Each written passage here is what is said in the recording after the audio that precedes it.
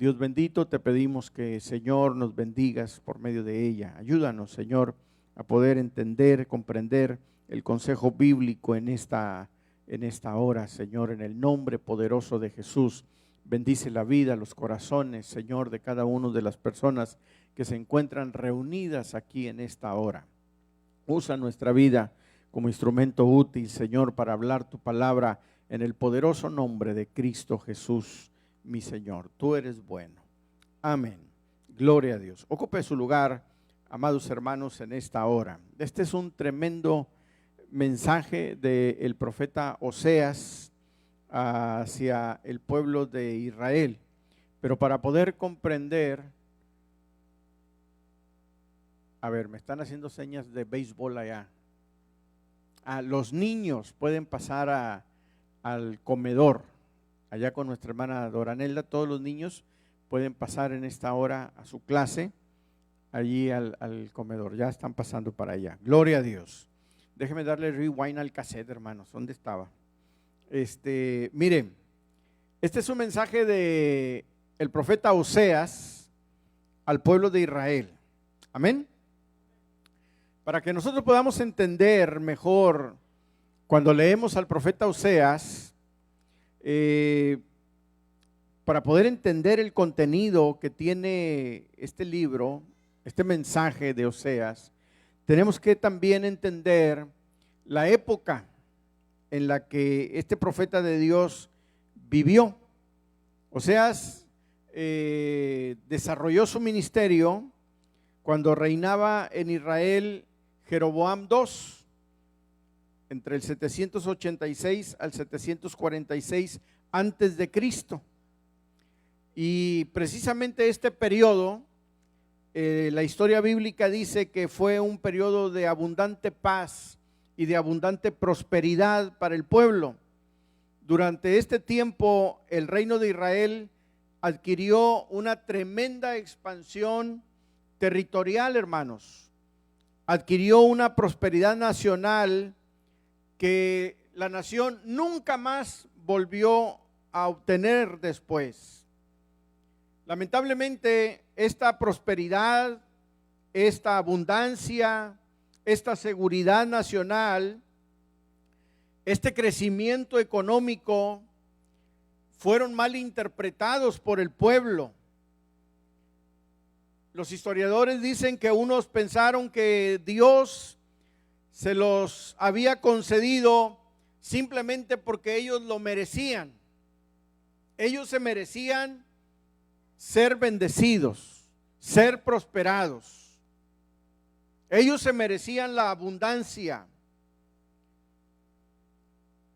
Y otro grupo, otro sector pensaba que toda su riqueza, su abundancia, su crecimiento, su poderío se debía a la bendición que las imágenes de Baal y Acera se las habían dado, estas deidades cananeas.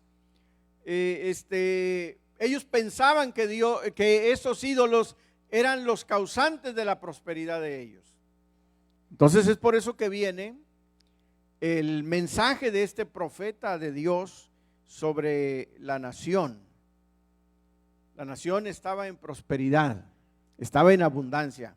No estaban en guerra con nadie, tenían paz, porque aparte tenían un ejército poderoso, nadie se quería meter contra ellos. Pero cuando todo era abundancia, cuando todo era riqueza, cuando todo era paz, cuando todo era prosperidad, aparece una voz de Dios. Aparece un hombre de Dios, un profeta de Dios, que les da un mensaje y les dice: no todo es como parece, no todo es como se ve. Dios está disgustado con la nación. Aparece Oseas como un aguijón para el pueblo, porque él empieza a predicar en contra de la corrupción de la nación. Ahí en el libro de Oseas, en el capítulo 4, en el versículo 1 y 2, él habla acerca de esa acusación que el profeta da al pueblo. Dice textualmente el pasaje, Oseas 4, 1 y 2. No hay verdad, ni misericordia, ni conocimiento de Dios en la tierra. Perjurar, mentir, matar, hurtar, adulterar, eso es lo que prevalecen, y los homicidios. O sea que el profeta Oseas confronta al pueblo con su triste realidad. Qué tremendo, hermanos, es cuando el ser humano se siente que está bien y que está correctamente, cuando la realidad es todo lo contrario.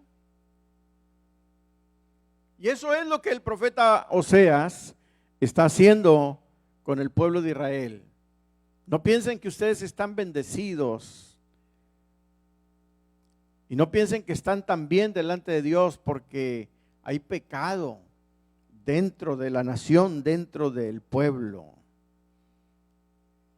Yo encuentro que Oseas fue como otros siervos de Dios que levantaron la voz para incomodar al pueblo.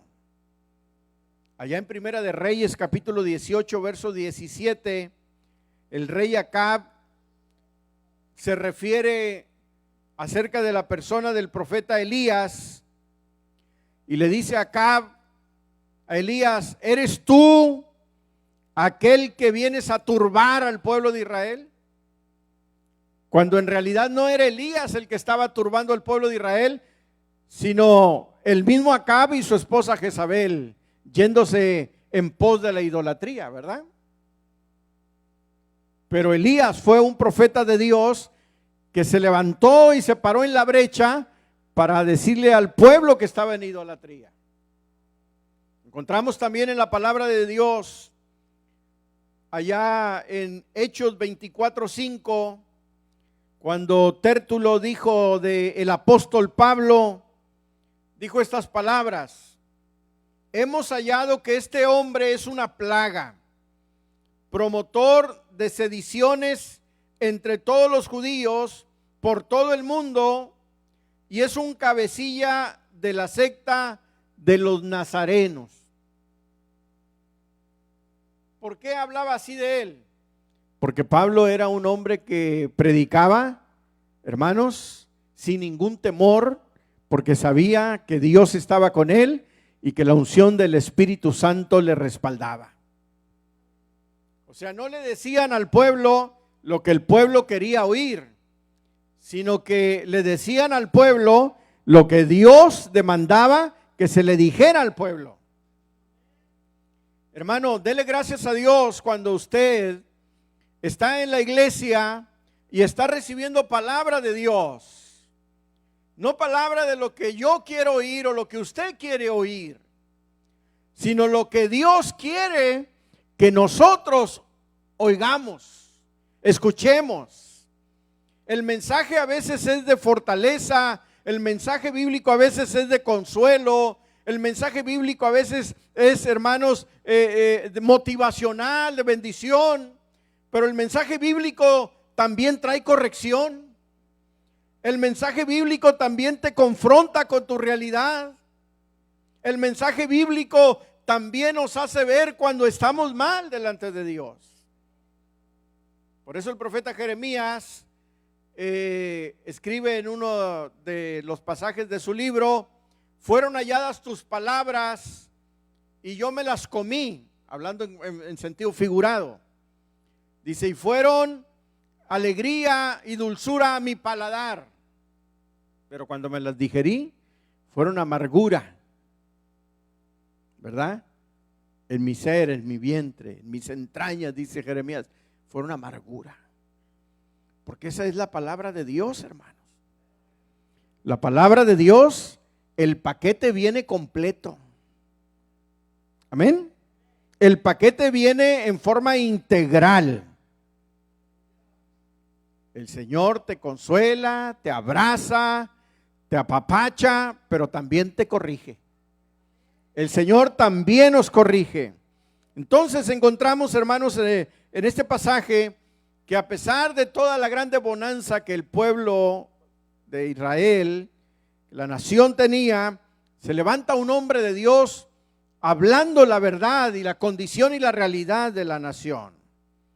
Él fue un hombre, podemos decirlo, a veces suena fuerte esta palabra, pero Oseas fue un profeta de juicio. Así, porque a pesar de la prosperidad que el pueblo de Israel, la nación de Israel gozaba durante el reinado de este Jeroboam II, Oseas se dio cuenta que Dios iba a castigar a la nación bajo la invasión del ejército asirio. Y precisamente en la historia bíblica encontramos que días después de Oseas, el reinado de Israel cayó, hermanos, bajo el poderío de los asirios. O sea, este hombre que estaba en íntima comunión con Dios, se dio cuenta de la verdadera realidad de la nación de Israel. Oseas 13:16 habla acerca de la capital del reino, que era Samaria. El profeta Oseas dijo de ella: Samaria será asolada porque se rebeló contra Dios. Caerán a espada, sus niños serán estrellados, sus mujeres encintas serán abiertas. Fíjese, una tremenda situación que la nación iba a pasar. El profeta de Dios, hermanos, se da cuenta de la realidad del pueblo y no tiene temor de hablar el mensaje de parte de Dios. Ese era Oseas.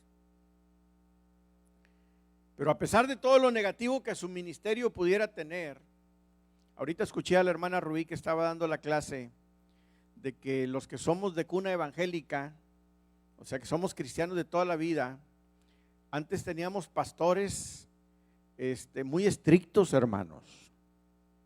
¿Verdad que sí? ¿Cuántos son cristianos de muchos años?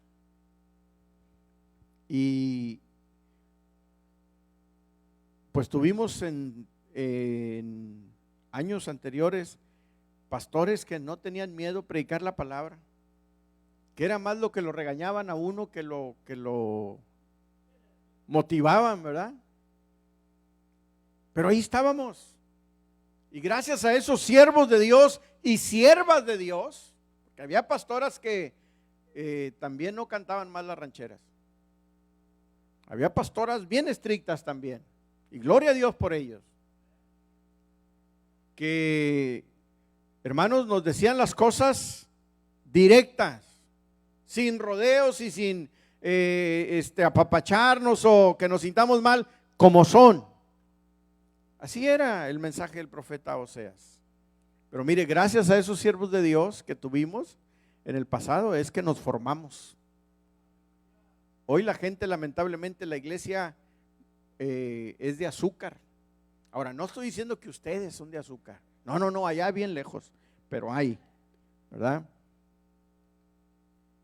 Pero a pesar de la rudeza del profeta Oseas, yo encuentro también, hermanos, que Oseas quizá hasta mejor que ningún otro profeta del Antiguo Testamento, fue un profeta que habló y experimentó del amor de Dios para sus hijos. Este profeta describe el amor de Dios con una palabra muy típica en su libro, Hased, que significa amor fiel, amor indisoluble, amor que no se deshace, porque esta palabra describe la disposición que caracteriza a dos personas cuando hacen un pacto indisoluble, como cuando casamos una pareja en el altar, se prometen amor eterno, ¿verdad? Un amor que va a durar, hermanos, hasta que la muerte los separe. Y el amor de Dios hacia el pueblo de Israel, hermanos, permanecía a pesar, fíjese, esto es algo maravilloso, cómo Dios ama a su pueblo a pesar de lo que su pueblo sea.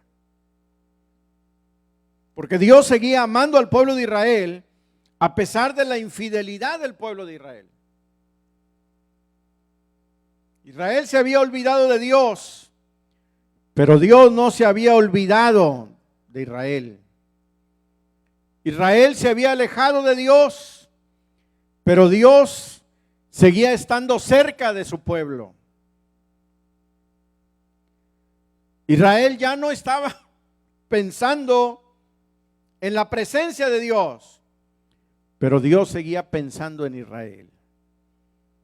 Y ese sigue siendo, hermanos, la constante hoy en nuestro tiempo, en nuestra vida personal. Quizá tú te hayas alejado de Dios, pero Dios sigue estando cerca de ti. Quizá tú te hayas olvidado de Dios, pero Dios no se ha olvidado de ti. ¿Cuántos dicen amén? Quizá traes tú otras cosas ya en tu mente, otros proyectos, otros pensamientos, pero Dios todavía te tiene en su mente y en su pensamiento como algo importante. Aleluya, tu vida es importante para Dios. De eso es lo que está hablando el profeta Oseas, describiendo el amor de Dios, hermanos, como algo extraordinario. Un amor compasivo. Ese es el amor de Dios. El amor compasivo. Yo encuentro, hermanos, que Oseas describe el amor de Dios hacia su pueblo bajo la analogía del amor que siente el esposo hacia la esposa. Amén. ¿Usted ama a su esposa? No, hombre, hermanos, qué poquitos amenes, no les van a dar de comer hoy. Déjeme repetirlo otra vez, preguntarlo otra vez. ¿Usted ama a su esposa? Ándele, ya se oyó mejor. ¿Y la esposa, usted ama a su esposo? No. Que vayan a hacer de comer a la casa, hermano, no los lleven a comer a las. ¿Usted ama a su esposo, hermana? Bueno, ahí más o menos. Oseas, el profeta de Dios, describe el amor de Dios como ese amor que el esposo siente hacia su esposa. Yo no sé cuántos de ustedes han leído el libro de Oseas, pero es un libro tremendo, hermanos, impactante. Y la palabra de Dios nos enseña que el profeta Oseas tuvo una experiencia muy desagradable con relación a su matrimonio. ¿Usted ha leído de eso? Él contrajo un matrimonio y de este matrimonio tuvo él 2 hijos, pero la Biblia dice que después la esposa de Oseas le fue infiel a él, le fue infiel y lo abandonó y se fue a vivir perdidamente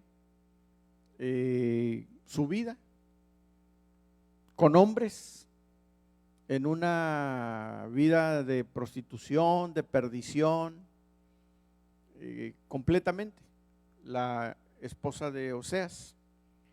Pero sucede que pasado el tiempo, al profeta le avisan, le informan que su esposa estaba sufriendo terriblemente, que estaba desechada, que estaba abandonada, que estaba mal, sola, estaba pobre, estaba maltratada, estaba enferma, y encontramos que Dios manda al profeta y le dice: ve y toma a tu mujer una vez más y tráela al hogar. Y este hombre de Dios va y se encuentra con su esposa, la recoge y la lleva de nuevo a su hogar. Qué tremenda historia, ¿verdad? Hasta parece de telenovela. Pero es una realidad, hermanos. Es una historia bíblica que sucedió, ¿verdad? Y lo que podemos entender es que así es el amor de Dios hacia la vida de nosotros, su pueblo. Aunque nosotros, sus hijos, dejemos a Dios, aunque nosotros, sus hijos, nos hayamos alejado en pos del pecado y de la perdición, hermanos, Dios sigue amándonos. Dios está interesado en buscarnos, en rescatarnos, en levantarnos. Y así como hemos estado de sucios, de pecado, el Señor con su sangre preciosa nos ha limpiado y nos ha restaurado. Bendito el nombre del Señor. Qué tremendo mensaje el de Oseas. Un mensaje de amor, de misericordia. Porque así como confronta al pueblo y dice, ustedes están en pecado y alejados de Dios y van a recibir castigo, llega el momento que empieza a hablarles del amor de Dios. Pero hay esperanza. Pero no todo está perdido. Tenemos un Dios de reconciliación, un Dios de amor, un Dios que restaura. Aleluya. Ese es el amor de Dios, hermanos, para la vida de cada uno de nosotros. Porque es lo que está hablando el profeta Oseas. Está hablando de que tenemos un Dios de restauración. De restauración. Amén. Dios al que ama, lo corrige. ¿Usted ama a sus hijos? Y cuando eran pequeños, ¿verdad que los corregía? Yo todavía los corrijo, ya están casados. Y mi esposa a veces me dice, no les digas nada. ¿Cómo no les voy a decir si soy su papá? Bueno, al menos eso creo. Tan igualitos a mí. Yo todavía, hermanos, los exhorto, los aconsejo y cuando es necesario, los corrijo. Porque lo mismo hizo mi padre conmigo. Me exhortaba. El castigo y la corrección del Señor, hermanos, era correctiva. Valga la redundancia. Amén. O sea, en otras palabras, la nación simplemente iba a ser purgada de sus pecados y después iba a ser restaurada en esa relación con Dios. Gloria a Dios. No se frustre cuando está pasando por problemas. Dios le está enseñando algo en esa prueba. No le pregunte a Dios en medio del problema, Señor, ¿por qué me pasa esto?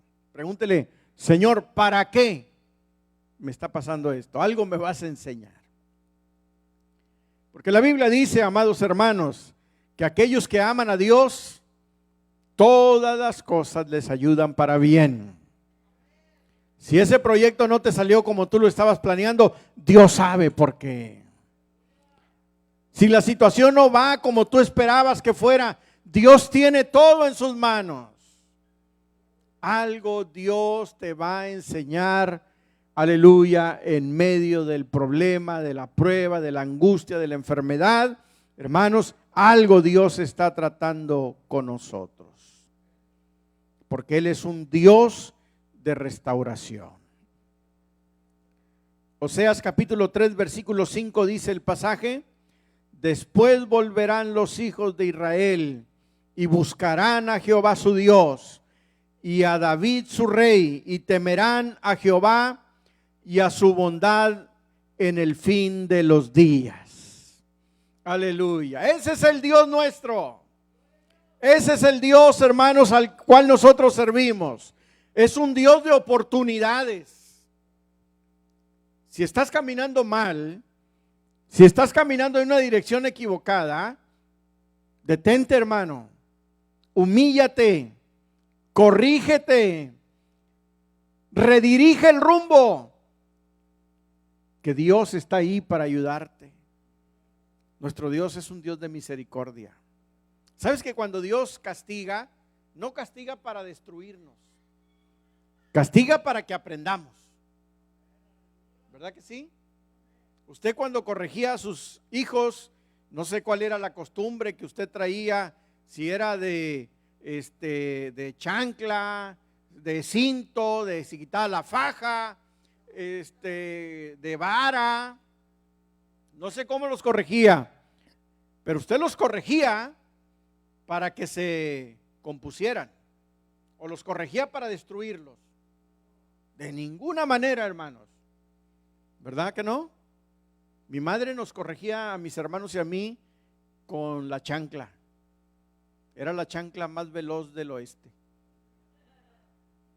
Sí, fuéramos a media cuadra escapando, corriendo, nos la aventaba y nos pegaba. Tenía una puntería. Si nos pescaba cerca, pues imagínense, con mayor razón. Pero yo siempre entendí que la corrección de los padres fue para mejorarnos. Y gracias a esa corrección, si usted no ama a su hijo, no lo corrija. No lo corrija, déjelo que lo corrija la ley cuando esté grande. Y va a ser otra historia. Pero corregimos a nuestros hijos porque los amamos. ¿Verdad que sí? Porque les amamos y queremos lo mejor para ellos. Por eso Dios permitió que el pueblo pasara por tantas penumbras y tantas experiencias negativas para que el pueblo aprendiera a ser obediente, hermanos, a los preceptos que Dios les marcaba en su santa palabra. Así es que en esta mañana, ese es el mensaje de Dios para nosotros. Aparece en un tiempo de abundancia, aparece en un tiempo de prosperidad, aparece en un tiempo de riqueza, un hombre de Dios que le está hablando a la nación, pero les está hablando para que se corrijan. Hermano, usted tiene la bendición de estar en el camino de Dios, donde Dios le habla y le aconseja a través de su palabra. Atienda al consejo, atienda al mensaje bíblico, porque ahí está la bendición para su vida. Ahí está la corrección para nosotros cuando vamos caminando en una dirección equivocada. ¿Puede decir gloria a Dios a ello? Póngase de pie, por favor, en esta hora en el nombre del Señor. Te damos gracias, Señor. Levante sus manos, cierre sus ojos y vamos a hacer una oración a Dios. Dios amantísimo y buen Padre, te damos